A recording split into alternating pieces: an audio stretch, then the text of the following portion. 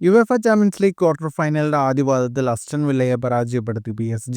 പാർഗസ് പ്രിൻസസിൽ നടന്ന മത്സരത്തിൽ 1-നെതിരെ 3 ഗോളുകളുടെ വിജയമാണ് PSG സ്വന്തമാക്കിയത്. കീച്ച കാരസ്കേലിയുടെ മികച്ച പ്രകടനമാണ് PSG ജയമൊരുക്കിയത്. മത്സരത്തിൽ ആദ്യം ലീഡെടുത്തത് അസ്റ്റൺ വില്ലയായിരുന്നു. 35-ാം മിനിറ്റിൽ മോർഗൻ റോജേഴ്സ് മികച്ചൊരു ഗോളിലൂടെ വില്ലയെ മുന്നിലെത്തിച്ചു. എന്നാൽ പെട്ടെന്ന് തന്നെ PSG മത്സരത്തിലേക്ക് തിരിച്ചു വന്നു. 39-ാം മിനിറ്റിൽ ഡിസയർ ഡൗവിൻ്റെ മനോഹരമായ ഗോൾ PSGക്ക് സമനില സമ്മാനിച്ചു. ആദ്യ പകുതി തുല്യതയിൽ പിരിഞ്ഞു. രണ്ടാം പകുതിയുടെ തുടക്കത്തിൽ 49-ാം മിനിറ്റിൽ മികച്ചൊരു സോളോ ഗോളിലൂടെ ക്വാരക്സ്കീലിയ PSG ലീഡ് നൽകി.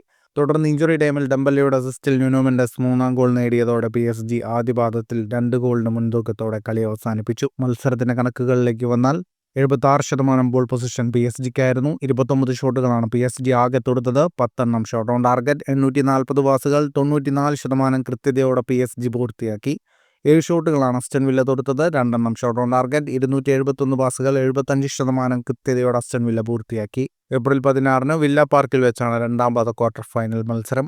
ഫുട്ബോൾ ലോകത്തെ കൂടുതൽ വാർത്തകൾക്കും വിശേഷങ്ങൾക്കുമായി സ്പോർട്സ് കഫേ സബ്സ്ക്രൈബ് ചെയ്യുക.